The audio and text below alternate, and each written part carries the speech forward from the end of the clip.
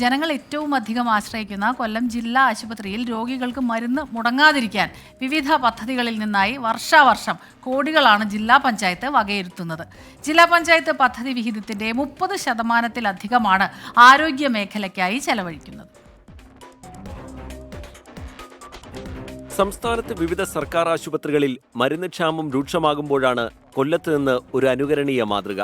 കൊല്ലം ജില്ലാ ആശുപത്രിയിലെ മരുന്ന് വിതരണത്തിന് സർക്കാർ സഹായത്തിന് പുറമെ ആവശ്യമായ തുക ജില്ലാ പഞ്ചായത്തിന് വിവിധ ഫണ്ടുകളിൽ നിന്ന് നൽകുകയാണ് നിലവിലെ രീതി. ജില്ലാ ആശുപത്രിയിൽ 1 കോടി രൂപയുടെ മെഡിസിൻ പൊതുവായും 50 ലക്ഷം രൂപയുടെ മെഡിസിൻ ക്യാൻസർ ഡിപ്പാർട്ട്മെൻറ്റുമായി ബന്ധപ്പെട്ട് ഓൺകോളജി ഡിപ്പാർട്ട്മെൻറ്റുമായി ബന്ധപ്പെട്ട് നൽകുന്നുണ്ട്.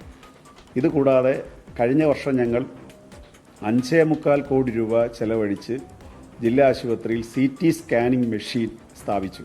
മരുന്ന് വിതരണത്തിന് മാത്രം ജില്ലാ ആശുപത്രിക്ക് ഈ വർഷം 1 കോടിക്ക് മുകളിൽ രൂപയാണ് ജില്ലാ പഞ്ചായത്ത് നൽകിയത്.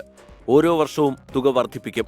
ഇതിനു പുറമെ ഡയാലിസിസ് രോഗികൾക്കും ക്യാൻസർ രോഗികൾക്കും മരുന്നും സൗജന്യ ചികിത്സയും ജില്ലാ പഞ്ചായത്ത് ഫണ്ട് ഉപയോഗിച്ച് നടത്തിവരുന്നു. ജില്ലാ ആശുപത്രിയിലും താലൂക്ക് ആശുപത്രിയിലുമായി സംസ്ഥാനത്ത് ആദ്യമായി, അതിപ്പോൾ സംസ്ഥാന ഗവൺമെൻറ് അഡാപ്റ്റ് ചെയ്യാൻ പരിശ്രമിക്കുന്നുണ്ട്, 1500 പേർക്ക് ഡയാലിസിസിൻ്റെ സൗജന്യമായ സേവനം നൽകുന്നുണ്ട്.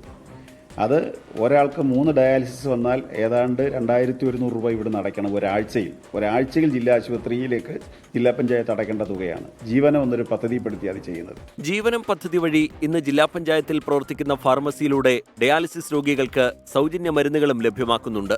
ഡയാലിസിസിനും സൗജന്യ മരുന്നിനുമായി 5 കോടി രൂപയാണ് ചെലവഴിക്കുന്നത്. വായനാശീലം പ്രോത്സാഹിപ്പിക്കുന്നതിന്റെ ഭാഗമായി ജില്ലയിലെ എല്ലാ ആശുപത്രികളിലും വായനശാലകളും നേരത്തെ ജില്ലാ പഞ്ചായത്ത് സ്ഥാപിച്ചിരുന്നു. ആർ. അരുൺരാജ്, 24, കൊല്ലം.